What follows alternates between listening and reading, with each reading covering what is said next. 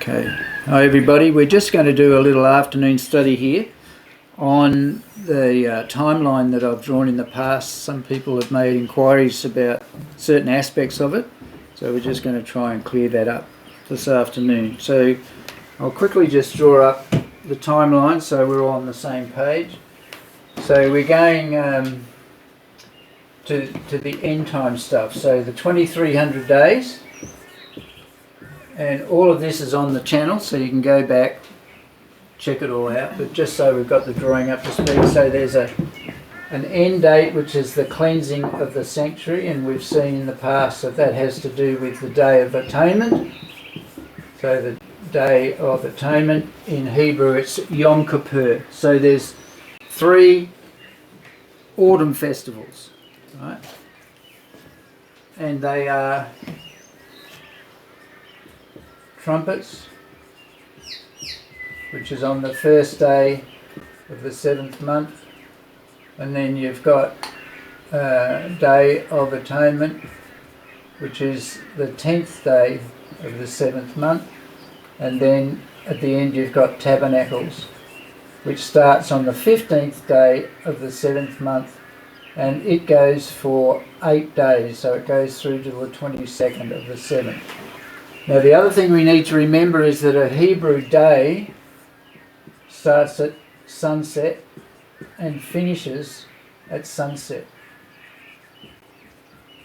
So it's the Arab Boker, which is the evening and the morning. So when we're looking at Bible prophecy and I'm giving dates, like on our calendar, if I say, oh, that's Saturday the 27th, in the actual prophecy it starts sunset on the Friday before, and the daytime part of it is the date I'm quoting. So if you said, okay, when's Yom Kippur this year, it starts on Friday the 11th and goes through till Saturday the 12th. So rather than writing down 11/12 October, I just always say the 12th. And the reason I do that is because the activity of what the priest was doing in the temple, none of that took place in the evening. It all took place the next day. So just drawing attention to when the activity is taking place. So by the following sunset, it was all over. Right? So one way some people might get hung up is they'll go on, they'll say, oh, it says that it's from the 11th till the 12th, so we should start it on the 11th, but it's not, because that's not how our calendar works. Okay, so just to clear that up. Alright, so these are the 3 festivals that are in the autumn. So the whole Hebrew calendar through the year, the ceremonial calendar, started with Passover back in the spring. So it went Passover, and then unleavened bread, which Passover was part of that, and then on the 3rd day it was first fruits. So Jesus died as the Passover lamb. He rested in the tomb. He was without sin, and then on the 3rd day he was risen by the Father, and he was the first fruits of the dead. He was if he didn't come up, no one came up, right? So that's why before that took place, Moses and Elijah came down, because their continuing survival depended on him doing what he had to do. Right? So even Elijah, who'd never died, would have had to have died if Jesus wasn't successful. So you can see why you want to come down and give him a little pep talk. So that, and then it was first fruits, and then it was Feast of Weeks, 7 times 7, and the next day after that, the 50th day, was Pentecost. And that's what the word Pentecost means, 50. All right. So Jesus fulfilled all those. He was the Passover lamb. He was without sin. He was the first fruit, and then on the 50th day, the Spirit was poured out. So that's why Jesus said to his disciples, tarry in Jerusalem until you are empowered from on high. So where were they on Pentecost? in one place of one accord, waiting to be empowered, and then the wind and tongues of fire, and they could speak with other languages. And the people outside heard all this commotion and said, "Oh, what's going on?" And Peter came out and said, "I understand, we're not drunk. We've just drunken the Spirit now, different spirit we've been drinking of." And it says 5,000 heard what he said and were converted in that one day. Imagine that. So that all the spring types were fulfilled by Jesus on his first coming. Many people believe the autumn festival, or the fall festivals if you're from the Northern Hemisphere, he didn't fulfill those. He hasn't come. Right? But these will be fulfilled at his second coming. So first coming back here, second coming here. So cleansing of the sanctuary is the 10th day of the 7th month in the Hebrew calendar. So you can simply go on to YouTube or whatever, Google, and write in Yom Kippur dates 2025 to 2030, and they'll give you a calendar listing of what day they fall on our thing. So tomorrow is Pentecost on our calendar. Shavuot, the Hebrew. Shavuot, something like that. Anyway, so this is where we come down to all of these figures, and the issue is, okay, at some point in here, this is going to be the abomination of desolation, and we're given several literal days where that happens. So one of them is 42 months, so we go like that. So that's 42 months, or 3.5 years time, and a dividing of time, 1260 days. Right? Pretty easy, nothing, no drama there. There's another one in Daniel 12 where it says, from the abomination of desolation, we've got 1290 days. And then we've got another one that says, blessed are they who wait and come to the 1335 days. So these are all literal days, 23. So we know that 2300 days stops there. So we can count backwards 2300 literal days. And it doesn't matter whether you're counting in Hebrew days or Gregorian or Julian calendar. They're days. Solar days, not lunar days, solar days. So that will give us our starting point back here. So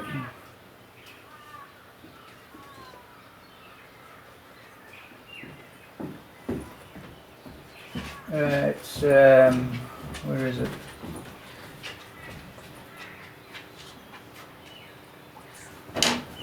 So if we have 1330, it's actually 1330 plus 5, because it goes past the day of atonement by 5 days. That's the 5 days we're talking about. Where does that come from?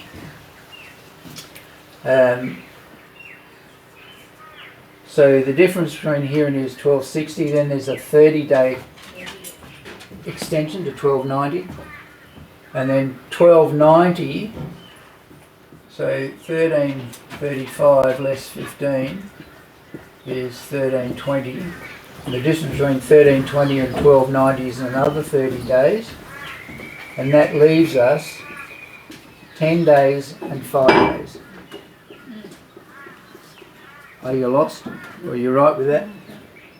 So this is actually, I'll redraw this, 1320 plus 10 plus 5. So it's 1320 plus 10 gets us to the cleansing, and then there's 5 days after. So as you can see here, between trumpets and Day of Atonement is 10 days. Day of Atonement to the start of Tabernacles is 15 days. Right? So this was the first thing that got me when I started studying this. Why has God given us dates? And there are these odd 10 and 15 at the end. What's that all about? And it was when I looked into that I saw, okay, well that's the difference between trumpets and tabernacle, and there, that's 15 days. So that's at the end. So God is, He's we did a study on. Sorry. He's precise. Yeah, he's precise. But we did that study on in Daniel, the wonderful numberer. Remember that study? And we looked into his name, and in the Hebrew pictograph and all that sort of stuff, it means, you know, the true God of heaven is going to bring destruction or peace, and if depends where you are, that's what you'll be in. Right? And he's called the wonderful numberer. So, sorry? No, that's a horse. Palmoni. Yeah, Palmoni. Right. So go back and look at the study. So go back to the studies we've got on the YouTube that talk about the 2300 days, because all of this is in there. I just want to explain to those who are wondering what's this bit at the end. So it's 1260 days plus 30 plus 30 plus 10 plus 5. So what's going to be happening during this stuff up here? Because once we get to here, we know this is what's left. So we'll be focused in and going, right, we now got to get moving. That will even be starting back here. We'll be looking for stuff back here. Okay, we're gearing up. When is the point where those that are filthy remain filthy? And that's up this end. That's up this end. Well, yeah. Thank you. Yeah. Okay, so we looked here, and I think this was June next year, I think. Yeah, 9th of the 6th. So the date we came to was 9th of the 6th, 225, and we were saying, okay, what could delineate this? And that's where we're talking about the false Christ being crowned, being told to go out to conquer and conquering. So the first seal. So we're thinking along this line that this is the 7 seals in Revelation, where Daniel was told to seal up the book, which was Daniel chapter 8, and the prophecies regarding that. That's where the 2300-day prophecy came from. And so these are the 7 seals. So 1, 2, 3, 4. So this is the white horse. And we're thinking this may be where the Pope is given authority now to go out. Now, if you're following what's going on out in the world, this is getting close. Right? Because he's been given a lot of authority, but he's not yet back to where the deadly wound is healed. That'll happen up here. Right? So he'll be given authority. Then you've got wars, famines, and widespread death. So a lot of stuff going on in here. And then you've got martyrs. Is the next one. The 5th seal is the martyrs. And then you've got this period after the martyrs where you've got the 6th seal, which is the sun, moon and star being darkened. So from here you're moving forward into the 6th seal, and this is the 7th seal is silence in heaven for half an hour. Okay, so that's a very short time at the end. So through all of these seals, the next thing you have all these trumpets going on. And then when you read through Revelation, it talks about the thunders that take place. And he went to write down what the thunders were saying, and he was told, don't write that down.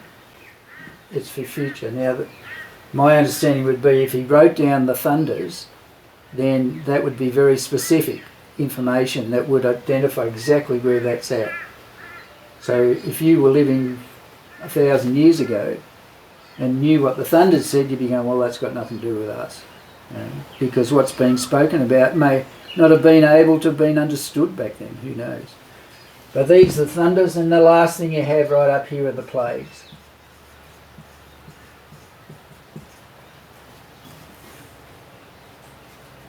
That's how you spell plagues.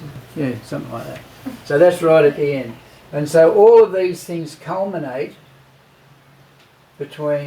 to this end. Right?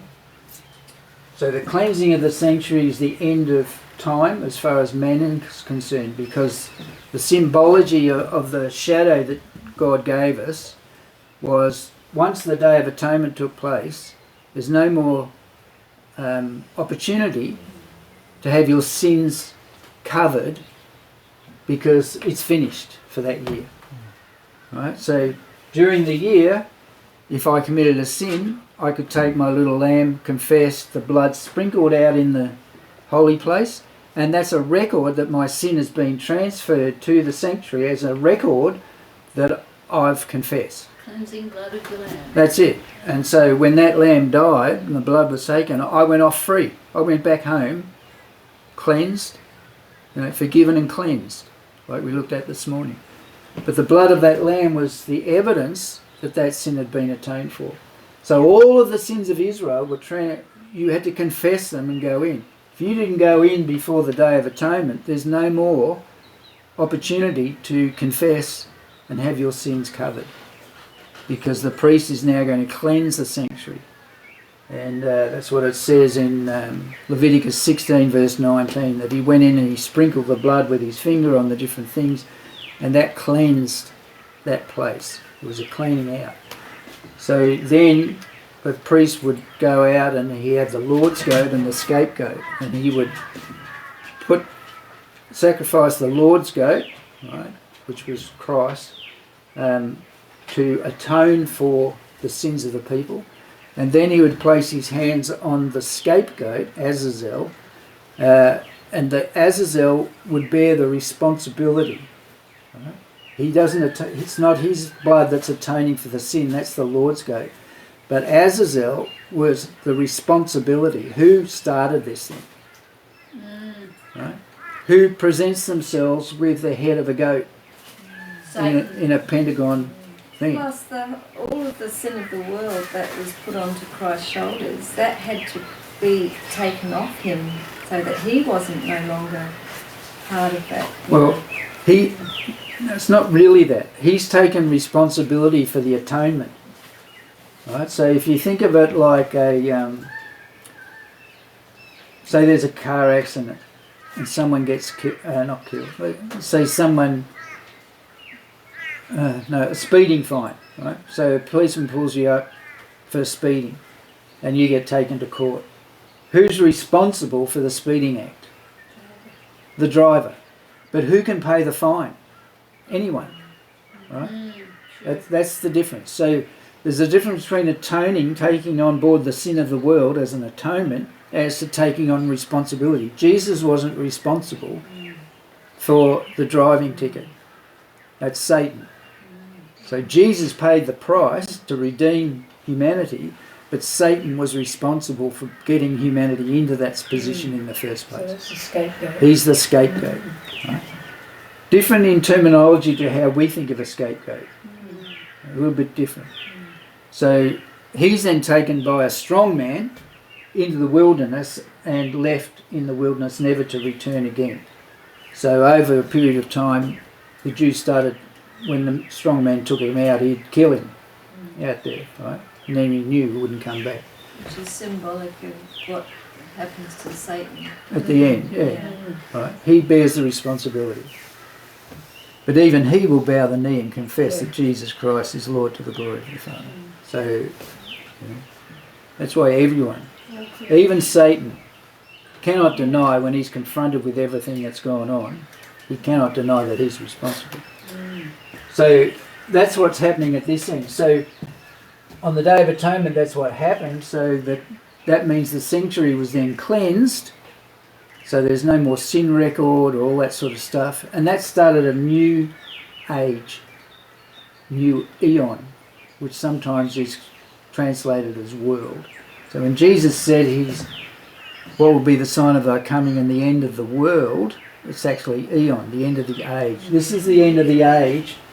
So if I drew that all the way back 6,000 years, that's the age. Right? And the age is going to come to an end at the end of these days. Remember when Daniel, he was told, go thy way and rest, and you will arise and stand in your light at the end of the days. Well, these are the days. At the end of these days, that's when he's standing. So when do the dead rise? That's when Jesus comes back. So he's going to stand at this time. So 5 days after Day of Atonement, these 10 days were the time where you checked out where your head was at Have I got any unconfessed sin? Have I not asked for forgiveness for someone I've hurt or something I've done? But I'm getting my head together in this 10 days. Once Day of Atonement comes, that's a day of that's serious. Because if the high priest took the blood of the Lord's goat into the holy place, into the very presence of God, if that priest had any sin, he dropped dead. Right? In there. That's why he had bells and stuff on his garments so that they could hear him moving around. They knew he was still alive. And until he came out, everyone's sin was on hold, if you like, because the atonement hadn't been made. The record was there, but the actual end deal hadn't been done. So that was a very solemn day. Right? And these were all ceremonial Sabbaths. No one worked. Everyone was at home, getting their head together. After the Day of Atonement was finished, right, that evening, there was 5 days where people now readjusted their lives. Okay? If you hadn't confessed your sin prior to this and someone knew you hadn't done it, you were meant to be put out of your house, put out of the tribe. You know, you're separated out now because you hadn't repented. Come day 15, tabernacles. Tabernacles, the other name is booths. It was when they left Egypt and they were on the move and they were living in booths. Just, you know, tree branches put together and, you know, all that sort of stuff. And so they were in this period of time, and this was a time of great rejoicing. Right? This was God getting them out of Egypt, which represented sin, into the solitary place, which is where you are alone with God, and where they had the pillar of fire by night to guide them and warm them, and by day it became a pillar of cloud, which protected them from the heat of the sun and gave them shade. They had that for 40 years, every day. They had manna every day. You know, God just revealed over and over and over again how gracious he was. And they still grumbled and complained. So 8 days of rejoicing. So this day, the 15th, was a Sabbath, and the 8th day was the Sabbath. And during that time, it was party time. So I think it's in Ezra or Nehemiah when they went back to rebuild the temple and so on. The people came along. He was reading the whole thing about tabernacles, and the people were moaning and groaning. He said, whoa, no, this is party time. You're not afflicting yourself now, right? Because the sins have been atoned for. Yeah. And Brian? Yep. That's it. Continuing this day. The 8th day at rest is the infinity sign. Okay. So that is the start of it. So this is the end of probation for everybody. Some people's probation finishes early because they've got a job to do. That's 144,000. But for those that are being called out, because they're sealed, remember, they're sealed. So their judgment has been called already. The rest, up here, that's it, you're finished. And it may even be a little bit earlier than that, but I think the trumpet's the final call for that process. And then 5 days waiting, and then it's party time. So I would think Christ will come, this is just me, at some point there, and then we're partying. So it says we meet Jesus in the air, and so shall we always be with the Lord. It means we'll always be in his presence, but we're in the air. And where does he take us? Back to his Father's house. In my Father's house there are many mansions. Many mansions. If it were not so, I would have told you. Lo, right? I'm going to prepare a place for you. So where's that place? It's back in heaven in his Father's house. And that's the symbology of what happened when someone was betrothed.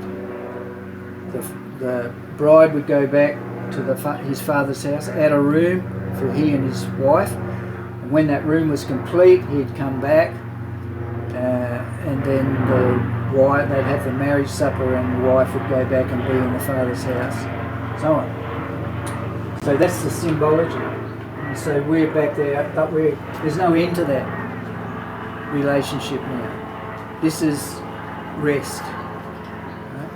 And it's similar to what happened at creation.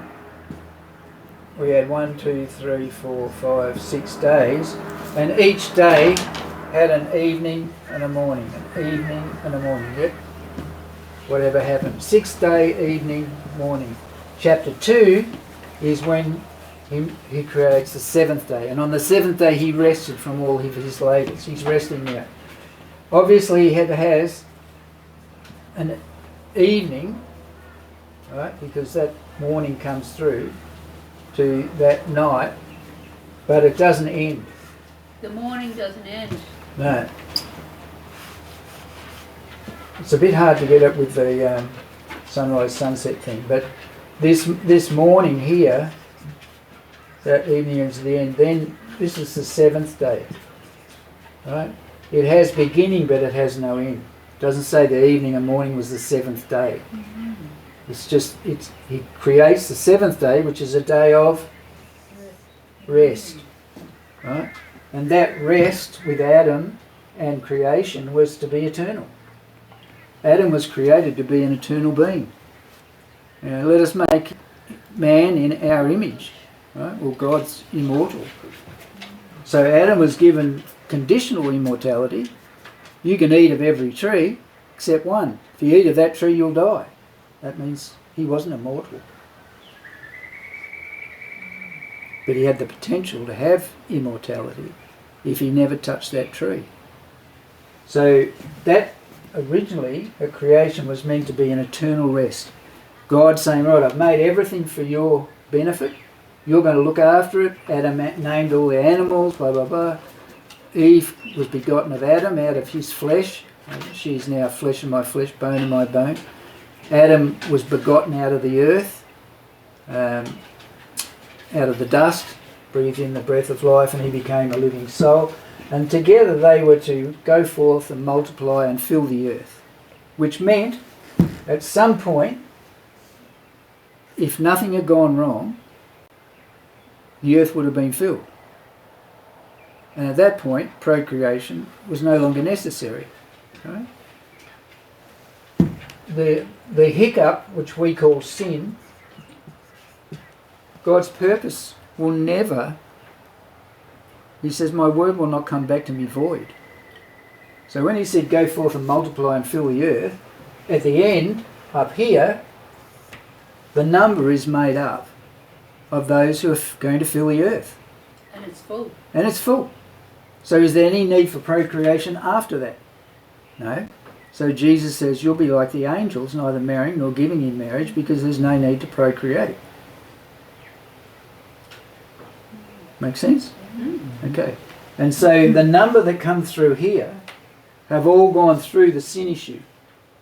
They've all gone through the confession, the repentance, the turning away, the denial of sin and all those things.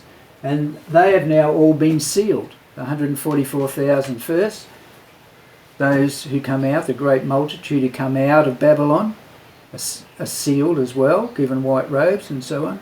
And then when Christ returns, all the dead in Christ rise up, and we which are alive and remain go up with them, and we meet the Lord in the air. And so shall we ever be with the Lord. Forever. Forever. All eternity. That's right. So for that 1,000 years, it says the earth is void, as it was in the beginning, way back there. Resting. It was void. Satan is bound in the bottomless pit for 1,000 years. And it says at the end of that 1,000 years, there's another resurrection of all those who've rejected Christ, and they come up to be told their fate. This is the white throne judgment. And Satan gathers them together because he now has them for a short period, and they make their play, as it were, and it says fire comes down from heaven and consumes them. And that's the lake of fire. And that's the end. So people don't live on and on forever and ever. They are taken out. Judgment, the execution sentence is done at the end of the 1,000 years, and all of those people are taken out. Over. So when the New Jerusalem, as it comes down now, and that they're all part of that lake of fire, the next thing that happens is the New Jerusalem comes down and it says there's now a new heaven and a new earth. It's all recreated again as it was back here. We'll be part of that.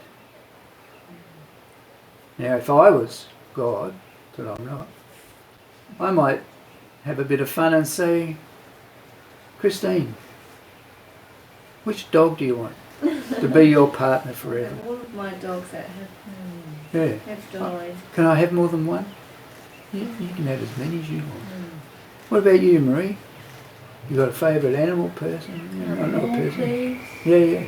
What sort of house would you like, Liz? Do you want a fountain inside or do you want a waterfall? Just whatever your heart's desire is, he'll give it to you.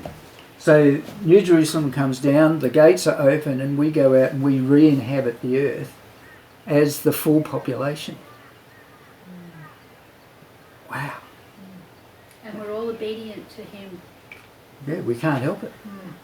Yeah. We'll spend, I don't know how many millennia it'll take to get around to everyone to hear their story. And the earth will be filled with the knowledge of God. That's From it. sea to sea. And then face to face. Yeah. Not through a glass darkly, but then face to face. We'll be known even as we are known. The tent of God will be with mankind. There it is. Right? And we'll go out and all of that will be refilled. What a wonderful future. Phenomenal. We'll have a proper relationship like how Adam used to have a walk around the garden with God in the afternoon. Yeah, and I wonder whether walking around with God in the afternoon, God arrived at the garden with his face shining. I think he would have. Yeah. And Adam and Eve would have just run, arms up, Daddy! jump up into him. Here he is. That's what we'll be doing. And it says from Sabbath to Sabbath, new moon to new moon, we'll go up into the house of God and worship. What fun. Yeah. So we'll have a city apartment in the palace of God, and we'll have our country dwellings, and you can choose whether you want to be next to the sea or not, but there won't be much sea, just big lakes. And there will be. Wow. So beautiful. I want to be next to the lake with a view of the mountain of God. I'll go somewhere else because everyone's going to want that view. Golf course. That'll be crowded. So how do we get this going? What happens What sets all this off? that gets us up there? Right. Well, we've looked at it over the last few weeks. What's the one job we've got? We've got to be faithful witnesses. Faithful witnesses. When we all get happening, we start to share as faithful witnesses, then this rolls this process going forward. As we start to speak and witness, we're going to get opposition. Right? Because we're talking about the true Christ, so the Antichrist, not the one necessarily opposed to Christ, but wants to take the place of Christ, he's going to ramp up. So as he sees this going, he's going to ramp up. And he knows that he has to get it done in a short time, because that's all he's got, because he knows up here he's done. Right? So he's going to try and do as much damage as possible on the way through to deceive people. If possible, even the very elect. So these deceptions are going to be huge. And most people will swallow it as being true, and they'll swallow the lie that this group who are preaching the truth, they're actually inhibiting and slowing down the process for them to come to the 1,000 years of light, or Peace. That's the new age, 1,000 years of peace, 1,000 years of light, new golden age, You know, all that stuff that the New Age and everyone has. And the evangelicals. Evangelical Christians, yeah, this is... or groups have 1,000 years where everyone comes back and they've got a second chance to be with Jesus, or that Jesus is going to rule on the earth for 1,000 years and they'll be under his rule for 1,000 years, but at the 1,000 years they make a choice whether they want to stay there. Now, who would not, having been under Jesus' rule for 1,000 years, turn around and say, no, I reject this? You know, it's foolishness. Just wouldn't happen. He could have done that way back here if he was going to do something. Yeah, he could have done. But people didn't accept him because he came as a lamb, a sacrificial lamb. He didn't come as King of Kings. That's what they wanted, but he didn't do that. But here he comes as King of Kings and Lord of Lords. So, Brian, to answer your question, when the true Church of God, I call it the International or Universal Church of God proper, it's made up of believers from all around the world who have this saved movement of the Spirit in their heart, that we want this to happen. Right? To get that to happen, there's something for us to do. And there's a time frame. And so God is saying, right, I have a time frame, and it's ready or not. The good news will be preached to the entire inhabited earth, and then the end will come. Yeah, as a witness. We've got to preach the good news. As a witness. As a witness. And what is the good news? What's the everlasting gospel? Fear God and give glory to him, for the hour of his judgment is come. After that, no more opportunity. So is it going to get desperate? We are going to become desperate as we see these things happening, because we're saying, wow, this is the end. We don't see it now because it's not here yet. We didn't see COVID coming. No. We didn't see a lot of things. They didn't see Jesus coming first time. They had the scriptures. They had all the prophecies. They didn't even understand when he was present. Yeah. And when he was present, they didn't want him. This is going to be the same. Nothing's changed. So as we preach truth, Satan's elevating deceptive lies. All signs and lying wonders. They'll be wonders, Lying wonders. but deceptive. So we have to know what our mission is. We've got to know what the enemy's doing so that we can preach as God wants us to, with boldness. And the Spirit of God will testify to many hearts down here. They're speaking the truth. Many will come out and align themselves with the message that's coming through and will be martyred. Remember Jesus said here, fifth seal, the souls under the altar cried out. How long? And he said, until your brethren Have been martyred. have gone through the same thing you've gone through. So just wait a little bit. They'll be here soon. So we'll either be 144,000 going through to not see death, because we have that seal, or we'll be part of that great multitude that may be martyred and will be raised at the end. A little time. Some of those, no, because so the 144 are sealed before that time. Yeah, so now it's called a great multitude. How great's a great multitude? Don't know. No man can number. Well, that's what it said about Abraham, that his inheritance will be as the sand of the sea. So how many people would have some aspect of Abraham's blood in their system after all these hundreds of years? You might be 1/72 part of Abraham's seed or whatever. But the scripture says those of faith are Abraham's seed and heirs according to the prophets. Those of faith. Yeah. So it's not just a Jewish heritage, but those of faith. We don't know where the 10 tribes got scattered to. You know, Britain, Scotland, Europe, Asia, who knows? But you can't actually identify them anymore. And most people in Israel today aren't Jewish, because the Jewish is from the tribe of Judah. They can be Hebrew, because that's the descendants of Abraham. He was from the tribe of Eber. Or they might be Israelites from the descendants of Jacob, who was called Israel. But we get all these terms interchangeable, but they're not really. Yeah, so that's where we're going. Any other questions? That's a good question, O'Brien. There's your answer. Yeah. Focus. One job.